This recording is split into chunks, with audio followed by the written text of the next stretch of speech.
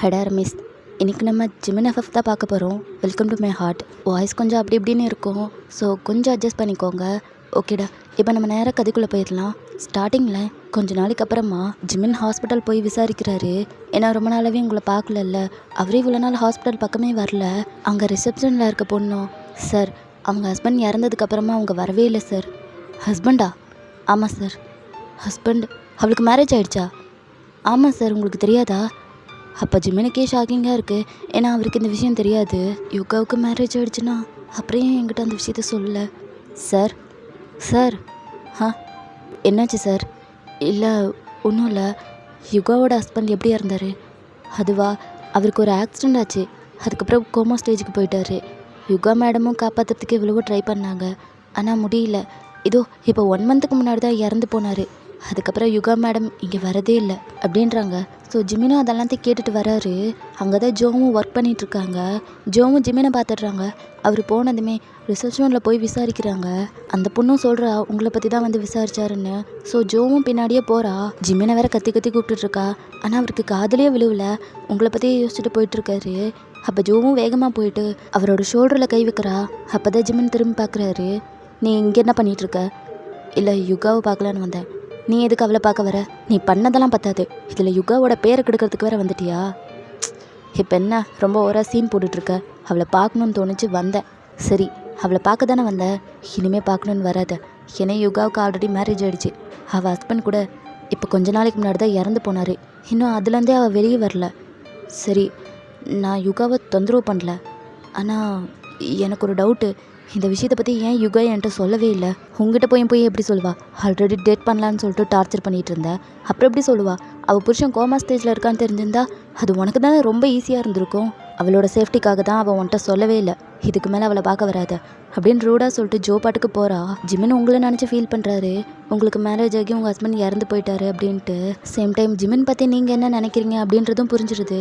ஏன்னா Jimin already ஒரு time உங்களை ஃபோர்ஸ் பண்ணி கிஸ் பண்ணியிருப்பார்ல, அதனால தான் உங்கள் ஹஸ்பண்ட் வந்து கோமா ஸ்டேஜில் இருக்காரு அப்படின்ற விஷயத்தையும் நீங்கள் சொல்லலை. ஏன்னா உங்கள் சேஃப்டிக்காக. ஜோ ஒரு டைம் கேட்டிருப்பா, உங்கள் ஹஸ்பண்ட் இறந்ததுக்கப்புறமா நீ இந்த விஷயத்த ஜிமின் கிட்ட சொல்லியிருக்கலாம்ல, உனக்கு மேரேஜ் ஆகிடுச்சுன்னு. அவன் பின்னாடி சுத்த மாட்டான்ல அப்படின்னு சொல்லி கேட்டிருப்பா. அப்போ நீங்கள் தான் சொல்லியிருப்பீங்க, இந்த மாதிரி என்னோடய சேஃப்டி எனக்கு முக்கியம், ஜிமின் கிட்டே இந்த விஷயத்தை பற்றி சொன்னால் அவருக்கு ரொம்ப வசதியாக போயிடும் அப்படின்னு சொல்லிட்டு நீங்கள் தான் ஜோ கிட்ட சொல்லியிருப்பீங்க. அதை தான் ஜோவும் இங்கே சொல்லியிருப்பா. இப்போ ஜோவும் வேலையெல்லாம் முடிச்சுட்டு வீட்டுக்கு வராங்க. யாசின் ஜோவை பார்த்துட்டு, என்னடி ஒரு மாதிரி டென்ஷனாக இருக்க? ஒன்றும் இல்லை, யுகாவை பற்றி ஹாஸ்பிட்டலில் ரொம்ப தப்பாக பேசிகிட்டு இருக்காங்க. யுகா திரும்பவும் ஹாஸ்பிட்டல் வந்தான்னா இதெல்லாம் தெரிஞ்சிச்சுன்னா ஃபீல் பண்ணுவாதான். தப்பாக பேசுகிறாங்களா? என்னன்னு பேசுகிறாங்க? யுகா பேஷண்ட்ஸ் கூடிய ரிலேஷன்ஷிப்பில் இருந்த மாதிரிலாம் பேசிகிட்டு இருக்காங்க. அது மட்டும் இல்லாமல் நிறைய பசங்க கூட அவங்களுக்கு கான்டாக்ட் இருக்குது அப்படின்னு சொல்லி பேசுகிறாங்க. எனக்கே வித்தியாசமாக இருக்குது. யுகா அந்த மாதிரி பொண்ணு இல்லை, நம்ம பார்க்குறோம்ல. ஆமாம், யுகா அந்த மாதிரி பண்ண மாட்டாளே, அப்புறம் ஏன் அப்படி பேசுகிறாங்க? அதான் எனக்கு எதுவும் புரியல. இந்த விஷயம்லாம் அவளுக்கு தெரிஞ்சிச்சுன்னா ரொம்ப ஃபீல் பண்ணுவா. ஆமாம், இந்த மாதிரி பேசுகிறதுக்கு என்ன காரணம்? வேற என்ன, யுகாவோட ஹஸ்பண்ட் தான் கோமா ஸ்டேஜ்லேருந்து இறந்து போனார்ல, அந்த டைமில் அவளோட ஆசைக்காக வர பேஷண்ட்கிட்டயே தப்பாக நடந்துக்கிட்டான்லாம் பேசுகிறாங்க. எனக்கு கேட்கும்போதே காதெல்லாம் கூசுது தெரியுமா? சே, இவ்வளோ கேவலமாவா? எப்படி இப்படி ஒரு ரூமர் பரவுச்சு? அதான் எனக்கும் தெரியல. ஆனால் யுகாவுக்கு தெரிஞ்சிச்சுன்னா என்ன பண்ணுவாளோ தெரியல அப்படின்னு வேற யோசிச்சுட்டு இருக்காங்க. இப்போ அப்படியே உங்களை பார்த்தா நீங்கள் ரூமில் அப்படியே தரையில் ஒரு மாதிரி குறுகி படுத்து தூங்கிட்டு இருக்கீங்க. உங்கள் அம்மா வந்து பார்த்துட்ருக்காங்க உங்களை. அவங்களுக்கு ரொம்ப கஷ்டமாக இருக்குது. நீங்கள் இன்னும் உங்கள் மாமியார் வீட்டில் தான் இருக்கீங்க. சரண் இறந்த விஷயத்துலேருந்து இன்னும் நீங்கள் முழுசாக வெளியே வரவே இல்லை. அதை நினச்சே சரியாக சாப்பிட்றதில்ல, தூங்குறதில்ல, ரூமை விட்டே வெளியே வரதில்ல. சரணோட அம்மாவும் ரொம்ப டைம் கெஞ்சிருப்பாங்க வெளியே வான்னு, ஆனால் நீங்கள் வந்திருக்கவே மாட்டீங்க. அந்த 1 மந்த்தும் அந்த ரூம்குள்ளேயே தான் இருந்திருப்பீங்க. இப்போ உங்கள் அம்மாவும் உங்களை பார்த்துட்டு இதுக்கு மேலே முடியாது, என் பொண்ணை நான் என் வீட்டுக்கே கூட்டிகிட்டு போகிறேன் அப்படின்ட்டு வந்து உங்களை எழுப்புறாங்க. சரணோட அம்மாவும் பார்க்குறாங்க. யுகா யுகா எந்திரிமா, வா நம்ம வீட்டுக்கே போகலாம், நீ இனிமேல் இங்கே இருக்க வேண்டாம் அப்படின்னு எழுப்பிட்டே இருக்காங்க. உங்களுக்கும் லைட்டாக தூக்கம் கலைஞ்சிருது. எந்திரிச்சு உட்காந்துடுறீங்க. யுகா வா, உன் திங்ஸ் எல்லாம் எடுத்துகிட்டு வா, நம்ம வீட்டுக்கே போயிடலாம், நீ என் கூடயே இரு. வேணாம், இனிமேல் நீ இங்கே இருக்க வேணாம், உன்னை இப்படி பார்க்க வேணாம், உன்னை கல்யாணம் பண்ணி வச்சேன், எந்திரி வா போகலாம் அப்படின்றாங்க. ஆனால் நீங்கள் நகரவே மாட்டீங்க. உங்களுக்கு கண்ணெல்லாம் சொருகுது. சரண் அம்மாவும், இங்கே பாருங்கள், யுகா சரியாக தூங்குறதே இல்லை, இன்னும் கொஞ்ச நேரம் தூங்கட்டுமே, பாவம் அவளுக்கு ரொம்ப தூக்கம் வருதுன்னு நினைக்கிறேன். நீ பேசாத, நீ இதுக்கு மேலே பேசினா நான் என்ன பண்ணுவேன்னு எனக்கே தெரியாது. என் பொண்ணு இப்படி ஆனதுக்கு காரணமே உன் பையன் தான். எல்லாமே உங்கள் குடும்பத்தால் தான் வந்துச்சு. போய் என் பொண்ணை உன் பையனுக்கு கல்யாணம் பண்ணி கொடுத்தேன்ல, அதுக்கு தான் இப்படி எனக்கு ஒரு தண்டனை அப்படின்றாங்க. அவங்களுக்கு ரொம்ப ஹர்ட்டிங்காக இருக்குது. இதெல்லாமே உங்கள் காதுலேயும் விழுவுது. நீங்களும் கேட்டுட்டு தான் இருக்கீங்க. யுகா யுகா எந்திரி, வா போகலாம், எந்திரிச்சு வா. நான் நான் ஃபேஸ் வாஷ் பண்ணிட்டு வரேன். சரி மெதுவா எந்திரி அப்படின்ட்டு அவங்களே உங்களை சப்போர்ட் பண்ணுறாங்க. தென் நீங்களும் எந்திரிச்சு ரெஸ்ட் ரூம் போயிட்டு ஃபேஸ் வாஷ்லாம் பண்ணிட்டு வரீங்க. உங்கள் அம்மாவும் உங்களை பார்த்துட்டு, யுகா இதுக்கு மேலே நீங்கள் இருக்காத, வா நம்ம வீட்டுக்கு போயிடலாம்.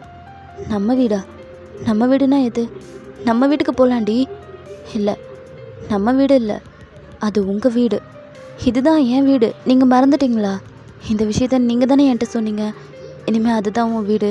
என்ன பிரச்சனைனாலும் உன் வீட்டை விட்டுட்டு நீ வரக்கூடாதுன்னு நீங்கள் தானே என்கிட்ட சொன்னீங்க. நான் தான் சொன்னேன். ஆனால் இங்கேயே இருந்தால் உன் லைஃப் என்ன ஆகும்? என்ன ஆகும்னா, உங்கள் கூட வந்தால் மட்டும் என் லைஃப் என்ன ஆகும்? என்னை ஒரு ஜெயிலில் போட்டு அடைச்சிடுவீங்க, அவ்வளோதானே. என்னால் முடியாது. அதுவும் உங்கள் கூட வந்துட்டேன்னா சரண் இங்கே தனியாக இருப்பார். அவர் விட்டுட்டு நான் வரமாட்டேன். யுகா என்ன மறந்துட்டியா? அவன் செத்து போயிட்டான். செத்துட்டாரா? யார் சொன்னா? அவர் இங்கே தான் இருக்கார், என் பக்கத்தில் தான் நின்றுட்டுருக்காரு. மா நீங்கள் சொல்லுங்களேன், உங்கள் பையன் என் பக்கத்தில் தானே இருக்கார். நீங்கள் தான் பார்க்குறீங்கள தினமும். அவர் என் கூட தானே இருக்கார், இங்கே தான் இருக்கார். அவர் ஒன்றும் சாகலை. அவர் சும்மா என்கிட்ட விளையாடுறாரு, தூங்கிட்டுருக்காரு, அவ்வளோதான் அப்படின்றீங்க. அவங்க ரெண்டு பார்த்தால கொஞ்சம் கூட தாங்கிக்கவே முடியல, அழுக தான் வருது. இதனால் நீங்கள் எந்த அளவுக்கு பாதிச்சிருக்கீங்க அப்படின்ற விஷயமே இப்போ தான் தெரியுது. உங்கள் அம்மாவும் சரணோட அம்மா கிட்ட போயிட்டு, பாத்தியா என் பொண்ணை? அவள் என்னை அம்மானே கூப்பிட மாட்றா, உன்னை போய் அப்படி கூப்பிட்றா. அப்படி என்ன தான் பண்ணி தொலைச்சிங்க? செத்து போனவன் பக்கத்தில் தான் இருக்கான்னு சொல்லி பேசுகிறான். உன் பொண்ணாக இருந்தால் நீ அப்படியே விடுவியா? இங்கே பாரு, உனக்கு கெஞ்சி கேட்குறேன், என் பொண்ணை என்கிட்டயே கொடுத்துரு. நான் அவளை எங்கள் வீட்டுக்கு கூட்டிகிட்டு போயிடுறேன். அவள் நான் எதுவும் தொந்தரவுலாம் பண்ண மாட்டேன். என் பொண்ணை விட்டுரு. என் பொண்ணை இந்த நிலமையில பார்க்கும்போது எனக்கு ரொம்ப வேதனையாக இருக்குது.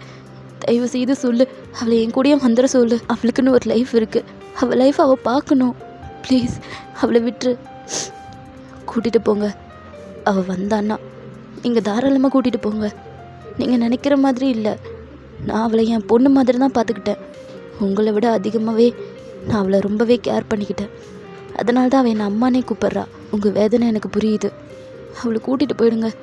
என்னாலேயே அவளை இங்கே வச்சு பார்க்க முடியல. தினம் அவள் படுற அவஸ்தை என்னால் தாங்கிக்கவும் முடியல. சீக்கிரமாக சரியாயிடுவான்னு தான் எதிர்பார்க்குறேன், ஆனால் முடியல. போக போக ரொம்ப மோசமாயிட்டே போகிறா. கூட்டிகிட்டு போயிடுங்க, எனக்கே பயமாக இருக்குது அப்படின்னு சொல்லிட்டு அவங்க ரூம்லேருந்து போயிடுறாங்க. உங்கள் அம்மாவும் வந்து வா போயிடலாம் அப்படின்னு சொல்லி இழுக்கிறாங்க. ஆனால் நீங்கள் வரவே மாட்டீங்க. யுகா ஏன்டி இப்படி பைத்தியம் மாதிரி நடந்துக்கிற? எந்திரி, வா நம்ம வீட்டுக்கு போகலாம் அப்படின்ட்டு உங்களை போட்டு அடிக்கிறாங்க. இல்லை, என் சரணை விட்டுட்டு நான் வரமாட்டேன், நீங்கள் போங்களேன், ஏன் என்ன டார்ச்சர் பண்ணுறீங்க அப்படின்றீங்க. அவங்களுக்கு வேற ரொம்ப டென்ஷன் ஆகுது நீங்கள் இப்படி சொல்ல.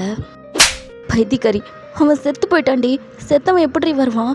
மரியாதையே என் கூட வந்துரு அப்படின்ட்டு அவங்க ரொம்ப ஃபோர்ஸ் பண்ணுறாங்க. நீங்கள் வரவே மாட்டேன்னா அடம் பிடிச்சிட்டு இருக்கீங்க. அப்போ இந்த சவுண்ட்லாம் கேட்டு கெவின் உள்ளே வந்துடுறான். அவன் உள்ளே வந்து உங்கள் அம்மா பிடிச்சி தள்ளி விட்டுறான். என்ன பண்ணிகிட்டு இருக்கீங்க? அவளையும் பிடிச்சி இழுத்துட்டு இருக்கீங்க. உனக்கு என்னடா வந்தது? என் பொண்ணை நான் கூப்பிட்டு போகிறேன், ஆனால் அவளுக்கு தான் வரதுக்கு விருப்பமே இல்லைல்ல. அவளுக்கு விருப்பம் இருந்தால் என்ன, இல்லைனா எனக்கு என்ன? அவள் என் பொண்ணு, நான் கூட்டிகிட்டு போவேன் அப்படின்ட்டு உங்ககிட்ட வராங்க. அவள் உங்கள் பொண்ணாகவே இருந்தாலும் கூட்டிகிட்டு போகிறதுக்கு உங்களுக்கு உரிமை கிடையாது. அவளுக்கு இத்தனைக்கும் விருப்பமே இல்லை. என் அண்ணாவோட ஒய்ஃபு, அவள் இங்கே தான் இருப்பாள். உன் அண்ணன் தான் செத்து போயிட்டானே, இதுக்கு மேலே என் பொண்ணை நான் ஏன் இங்கே விடணும்? என் பொண்ணை நான் கண்டிப்பாக கூட்டிகிட்டு போயிடுவேன். யுகா, மரியாதையே என் கூட வந்துரு. அப்போ நீங்கள் வரவே மாட்டேன்னு உட்காந்துட்டு இருக்கீங்க. கெவினோ, இப்போ நீங்கள் போகலன்னா போலீஸ்க்கு கால் பண்ணி இங்கே வந்து பிரச்சனை பண்ணுறீங்கன்னு சொல்லுவேன், ஓகேவா? அப்போ அவங்களும் அவனை பார்த்து முறைக்கிறாங்க. அவனும் ஃபோன் எடுத்து கால் பண்ணுறான். ஹலோ போலீஸ் ஸ்டேஷன் அப்படின்னு சொல்லும்போதே அவங்க அங்கேருந்து போயிடுறாங்க. அவனும் அவங்கள பார்த்துட்டு ஸ்மிர்க் பண்ணிவிட்டு உங்கள் பக்கம் திரும்புகிறான். உங்கள் அம்மா அவங்கள ஃபோர்ஸ் பண்ணி கையை பிடிச்சி இழுத்துருப்பாங்கல்ல, அப்போ அவங்க நகம் பட்டு கையெல்லாம் காயமாகிருக்கு. அதை கெவின் பார்த்துட்டு டக்குன்னு உங்கள் ரெண்டு ஹேண்டையும் பிடிச்சிட்டு, செல்லம் உனக்கு அடிபட்டுருச்சு பார்த்தியா, பாரு ரத்தம் வருது, வா நான் உனக்கு ஃபஸ்ட் எய்ட் பண்ணுறேன், ஒன்றும் தேவையில்ல அப்படின்ட்டு டக்குன்னு கையை எடுத்துடுறீங்க. யுகா, என் அண்ணன் செத்து போயிட்டான். ஐ மீன் உன் புருஷன். அதை முதல்ல மண்டையில் ஏற்றிக்கோ. இனிமேல் நான் கெஞ்சினாலும் கதறினாலும், ஏன் நீயே செத்தாலும் அவன் வரமாட்டான். இனிமேல் யுகா எனக்கு மட்டும்தான். உனக்கு வெக்கமாகவே இல்லையா? செத்து போனது உன் அண்ணன், ஆனால் நீ இவ்வளோ கேவலமாக பிஹேவ் பண்ணுற. இதில் கேவலமாக பிஹேவ் பண்ணுறதுக்கு என்ன இருக்குது? நான் என்ன அடுத்தவன் பொண்டாட்டிக்கு ஆசைப்பட்றேன்? என் அண்ணன் பொண்டாட்டி, அவளுக்கு தானே ஆசைப்பட்றேன். என்னை பொறுத்த வரைக்கும் இதில் ஒன்றும் தப்பு இல்லை. அது மட்டும் இல்லாமல் நீ எனக்கு முழுசாக சொந்தமாகிறதுக்கு ரொம்ப நாள் இல்லை, கூடிய சீக்கிரமே ஆகிடுவேன். எப்படா டைம் கிடைக்கும்னு நானும் பார்த்துட்டு தான் இருக்கேன். அப்படின்னு உங்களை கீழே மேலே பார்த்துட்டு அப்படியே உங்களை கிஸ் பண்ணுறதுக்காக பக்கத்தில் வரான். ஸோ நீங்கள் அடித்ததுமே அவனும் உங்களை பார்க்குறான். யுகா, எப்போ தான் நீ மாறப்போகிற? இப்படி நான் பக்கத்தில் வந்தாலே ஸ்லாப் பண்ணுற, கஷ்டமாக இருக்குது தெரியுமா அப்படின்ட்டு அவனும் உங்களை பார்த்து ஸ்மிர்க் பண்ணிவிட்டு ரூம்லேருந்து போயிடுறான். உங்களுக்கு வேறு என்ன பண்ணுறதுனே தெரியல. கீழே உட்காந்துட்டு ரொம்ப அழுவுறீங்க. இந்த 1 மந்த்து இந்த மாதிரி தான் போகியிருக்கும். நீங்கள் 1 மந்த்தாக அவங்க மாமியார் வீட்டில் தானே இருக்கீங்க. ஸோ அவனும் டேரா போட்டுட்டான். செத்து போனது அவங்க அண்ணா அப்படின்ற ஒரு எண்ணம் கூட அவனுக்கு சுத்தமாக இல்லை. அவன் எப்படா சான்ஸ் கிடைக்கும் அப்படின்ற மாதிரியே பார்த்துட்ருக்கான். உங்களால் உங்கள் அம்மா வீட்டுக்கும் போக முடியல. ஏன்னா உங்கள் அம்மா வீட்டுக்கு போனால் கண்டிப்பாக உங்களால் நிம்மதியாக இருக்க முடியாது. அதனாலே போகக்கூடாது அப்படின்ற ஒரு முடிவில் தான் இருக்கீங்க. உங்களுக்கும் என்ன பண்ணுறதுன்னே தெரியல. இங்கேயும் இருக்க விட மாட்டான். அடிக்கடி உங்கள் ரூமுக்கு வந்து உங்களை இந்த மாதிரி தான் டிஸ்டர்ப் பண்ணுறான். இதனால வேற ரொம்ப ஸ்ட்ரெஸ்டாக இருக்குது உங்களுக்கு. இதை பற்றி நினச்சி ரொம்ப ஃபீல் பண்ணிவிட்டு அழுதுட்டு அப்படியே தூங்கிடுறீங்க. எப்போ தூங்குனீங்கன்னே தெரில. இப்போ மிட் நைட் போல் இருக்கும். அப்போ தான் ஐஸ் ஓப்பன் பண்ணுறீங்க. ரூமே ஃபுல் டார்க்காக இருக்குது. நீங்களும் எந்திரிச்சு போய் லைட் ஆன் பண்ணிவிட்டு ரூம் டோர் ஓப்பன் பண்ணுறீங்க. பார்த்தா வெளியில் ஃபுட் பிளேட் இருக்குது. அதை மூடி வச்சுருக்காங்க. நீங்களே எடுத்து பார்க்குறீங்க. சாப்பாடு உங்கள் மாமியார் தான் கொண்டு வந்து வச்சுருப்பாங்க. நீங்கள் இஷ்டம்னா சாப்பிடுவீங்க, இல்லைன்னா சாப்பிட மாட்டீங்க. பசிச்சா சாப்பிடுவீங்க அப்படின்றதுக்கோசரம் வச்சுட்டு போயிருக்காங்க. நீங்களும் அதை எடுத்துகிட்டு போய் டேபிளில் வச்சுட்டு உங்கள் மாமியார் ரூமுக்கு தான் போகிறீங்க. அவங்க தூங்கவே இல்லை. கொட்டை முடிச்சுட்டு படுத்துருக்காங்க. நீங்களும் போய் டோர் நாக் பண்ணுறீங்க. அவங்களும் வந்து ஓப்பன் பண்ணுறாங்க. யுகா, என்னம்மா நீ தூங்கலையா அப்படின்றாங்க. நீங்களும் உள்ளே போய் பெட்டில் உட்காடுறீங்க. மா, நான் போகிறேன். எங்கம்மா? நான் நான் என் வீட்டுக்கு போகிறேன். உன் வீடா? எனக்கு புரியல. இல்லைம்மா, என்னால் இங்கே இருக்க முடியல. சரணி இருக்கிற மாதிரி ஒரு ஹலூசினேஷன் வேறு எனக்கு வர ஆரம்பிச்சிடுச்சு. இதுலேருந்து நான் வெளியே வரணும். அதுக்காக தான். இதுக்கு மேலே என்னால் இங்கே இருக்க முடியாது. நான் கிளம்புறேன். யுகா, ஆனால் இந்த நிலமையில இல்லைம்மா, என்னால் சமாளிக்க முடியும். எனக்கு மட்டும்தான் இந்த மாதிரி நடந்திருக்கா என்ன? எவ்வளவோ பொண்ணுங்களுக்கு நடந்திருக்கும்ல. அவங்க எல்லாரும் ஸ்டக்காகி ஒரே இடத்துல நின்றுட்டாங்களா? நான் மட்டும் ஏன் நிற்கிறேன்? என்னால் முடியல. இத்தனைக்கும் எங்கள் அம்மா வேற வந்து உங்களை திட்டிட்டு போகிறாங்க. அதுவே எனக்கு கஷ்டமாக இருக்குது. நான் போகிறேம்மா. எப்போதும் போல் ஹாஸ்பிட்டலில் வேலை பார்த்துட்டு ஈவினிங்காக வந்து தூங்கினாலாம் சரியாக போயிடும். யுகா, சரண் இல்லைன்னு நீ தப்பான முடிவு எதுவும் எடுத்துட மாட்டியே? சேச்சே, அப்படியெல்லாம் இல்லைம்மா. அதுக்கு கூட என்கிட்ட தைரியம் இல்லை. அது மட்டும் இல்லாமல் அது சரணுக்கும் பிடிக்காது. நான் இந்த மாதிரி ட்ரை பண்ணேன்னா அவருக்கு கோவம் வரும். அதான் அப்படின்றீங்க. அவங்களும் உங்களை ஒரு மாதிரியாக பார்க்குறாங்க. இல்லைம்மா, அவருக்கு பிடிக்காது நான் அப்படி ட்ரை பண்ணேன்னா. அதை தான் சொல்ல வரேன். யுகா, எனக்கு உன்னோட வலி புரியுது. ஆனால் ஒரு விஷயத்த ஞாபகம் வச்சுக்கோ. சரண் இல்லை, அதுதான் உண்மை. அதை மட்டும்தான் நீ நம்பணும். அவன் இருக்கிற மாதிரி தயவு செய்து இமேஜின் பண்ணாத. அது உனக்கு தான் பிரச்சனை. உனக்கு புரியுதா? அப்போ நீங்களும் புரியுதுன்னு தலையாட்டுறீங்க. நெக்ஸ்ட் டே உங்கள் மாமியாரும் எல்லாத்தையும் ரெடி பண்ணி உங்களையே அனுப்பி வைக்கிறாங்க. உங்களுக்கு நல்லா புரிஞ்சு போயிடுச்சு. உங்கள் அம்மா கிட்ட போனால் ரொம்ப கஷ்டப்படணும். இங்கே இருந்தால் கெவின் ஏதாவது பண்ணிவிடுவான். அதுக்கோசரம் தான் நீங்கள் கிளம்பி போகிறீங்க. இப்போ நீங்களும் உங்கள் ஃப்ளாட்க்கு போயிட்டு காலிங் பெல் ப்ரெஸ் பண்ணுறீங்க. ஆனால் உள்ளேருந்து யாருமே வரல. 2 பேரும் ஒர்க்குக்கு கிளம்பி போயிட்டாங்க போல். நீங்கள் வேறு இன்ஃபார்ம் பண்ணாமல் வந்திருக்கீங்கல்ல. ஸோ நீங்களும் உங்கள் பேக்கில் கீயை தேடுறீங்க. ஆனால் கீ உங்ககிட்ட இல்லை. உங்களுக்கு என்ன பண்ணுறதுன்னு தெரில. ஸோ அப்படியே டோர்கிட்டே உட்காந்துடுறீங்க. அப்போ எதிர் வீட்டிலேருந்து அந்த தாத்தா வராரு. யுகா, என்னம்மா இங்கே உட்காந்துட்ருக்க? ரொம்ப நாளாக உன்னை ஆளே காணோம். எங்கே போயிருந்த? அது என் ரிலேஷன் வீட்டுக்கு போயிருந்தேன். அங்கே கொஞ்சம் ஃபங்க்ஷன் இருந்துச்சு, அதான். ஓ அப்படியா? ஃபங்க்ஷன்லாம் நல்லபடியாக முடிஞ்சிருச்சா? ம், நல்லபடியாக முடிஞ்சிருச்சு. சரிம்மா. ஆமாம், ஏன் இங்கே உட்காந்துட்ருக்க? இல்லை, 2 பேர்கிட்டயே நான் இன்ஃபார்ம் பண்ணல வரேன்னு. இத்தனைக்கும் கீழே வேற காணோம், அதான் உட்காந்துட்டேன். அதுக்கோசரம் இங்கேயே உட்காந்துட்ருப்பியா? வா, நம்ம வீட்டில் வந்து வெயிட் பண்ணு. இல்லை தாத்தா, வேணாம். அட என்ன நீ கூச்சப்பட்டுக்கிட்டு? அவங்க 2 பேத்துக்கிட்டே சொல்லிட்டியா? இல்லை, ஒர்க்கில் இருப்பாங்க, டிஸ்டர்ப் பண்ண வேணாம். சரி, அவங்க வர வரைக்கும் நீ இங்கேயே உட்காந்துட்ருப்பியா? வா, நம்ம வீட்டில் வெயிட் பண்ணு. வேணாம் தாத்தா, பரவாயில்ல நீ வா அப்படின்னு சொல்லிட்டு உங்கள் லக்கேஜை எடுத்துகிட்டு போகிறாரு. ஸோ நீங்களும் வீட்டுக்கு போகிறீங்க. அந்த தாத்தாவும் பாட்டியும் உங்ககிட்ட ரொம்ப நல்லா தான் பேசுகிறாங்க. அவங்களுக்கு இன்னும் உங்களை பற்றி முழுசாக எதுவும் தெரியல. உங்ககிட்ட ரொம்ப நல்லா சிரித்து பேசுகிறாங்க. ஆனால் நீங்கள் தான் சிரிக்கிற நிலமையிலேயே இல்லை. ஸோ அப்படியே அமைதியாக உட்காந்துட்ருக்கீங்க. அப்படியே நைட் ஆகிடுது. யாசின் தான் ஃபஸ்ட்டு வந்து டோர் ஓப்பன் பண்ணுறா. அவள் உள்ளே போய் கிச்சனில் வேலையெல்லாம் பார்த்துட்ருக்கா. அந்த தாத்தாவும் யாசின் வந்துட்டா நீ போமா அப்படின்றாரு.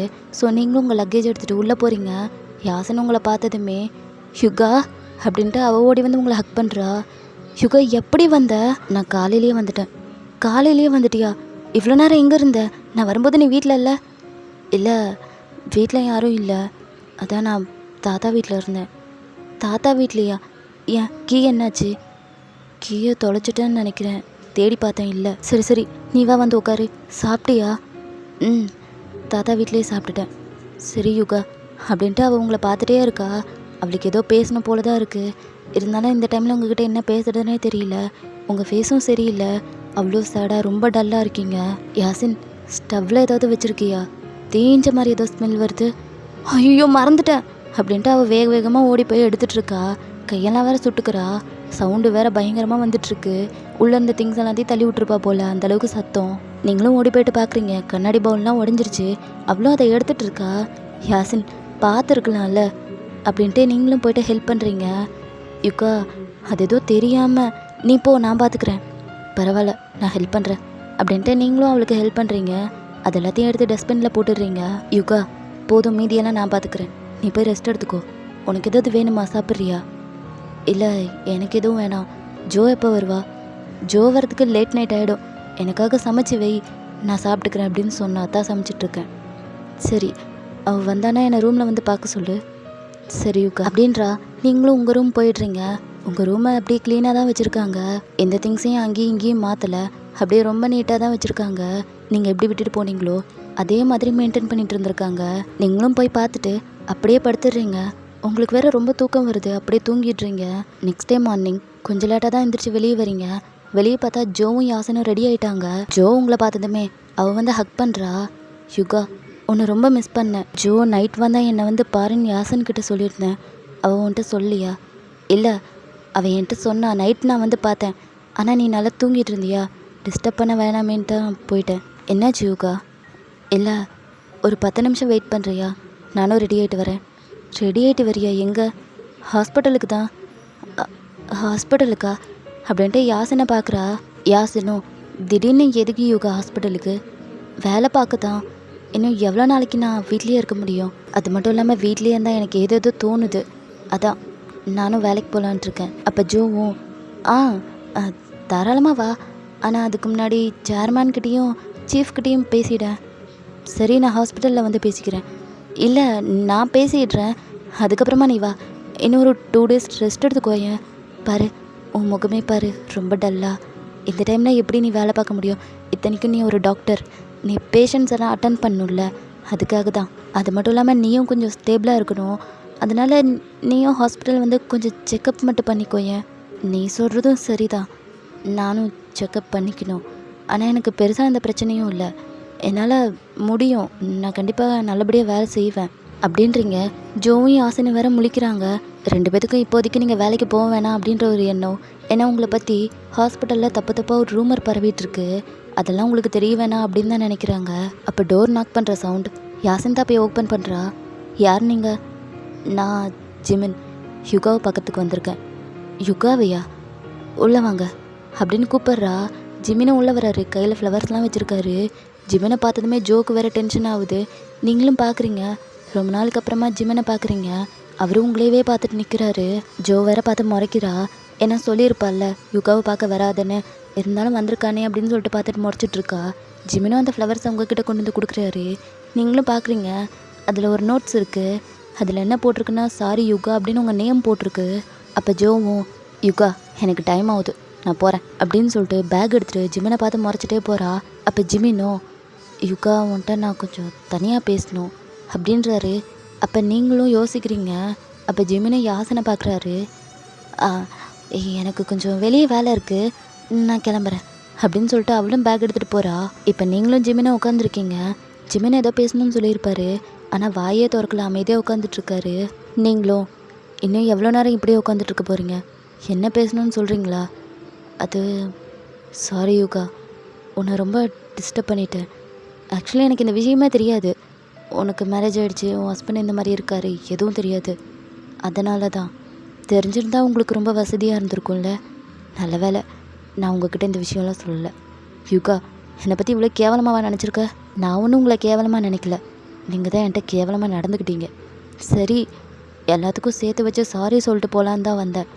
இனிமே நான் உன்னை எந்த தொந்தரவும் பண்ண மாட்டேன். இன்றைக்கி நைட் நான் நியூயார்க் போகிறேன். இதுக்கப்புறம் வரமாட்டேன். வரணுன்ற எண்ணமும் எனக்கு இல்லை. அங்கேயே செட்டில் ஆயிடலாம் அப்படின்னு தான் இருக்கேன். உன்கிட்ட சாரி சொல்லிட்டு போகணுன்னு தான் வந்தேன். சாரி. இதுக்கு மேலே என்னால் உனக்கு எந்த தொந்தரவும் இருக்காது. நீ தாராளமாக நிம்மதியாக இருக்கலாம் அப்படின்னு சொல்லிட்டு அவரும் போகிறாரு. டோர்கிட்ட போய் நின்றுட்டு உங்களை திரும்பி பார்க்குறாரு.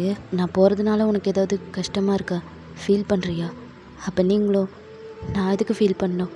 நீங்கள் இங்கேருந்து போனாலே போதும். இதுக்கு மேலே உங்களை பார்க்கவே கூடாதுன்னு நினைக்கிறேன். தயவு செய்து போயிடுங்க. எந்த ரீசனுக்காகவும் இங்கே இருந்துடாதீங்க. அப்படியே இருந்தாலும் ஏன் முன்னாடி வராதீங்க அப்படின்னு சொல்லிட்டு நீங்கள் எந்திரிச்சு உங்கள் ரூம் போகிறீங்க. ஜிம்மனுக்கு வேற கஷ்டமாக இருக்குது. அவருக்கு கண்ணே கலங்கிடுச்சு. என்னமோ தெரியல, நீங்கள் இந்த மாதிரி சொன்னதுமே ஜிம்மனுக்கு அவ்வளோ ஹர்ட்டிங்காக இருக்குது. காரில் போகும்போது அதையவே நினச்சி ரொம்ப ஃபீல் பண்ணிகிட்டு இருக்காரு.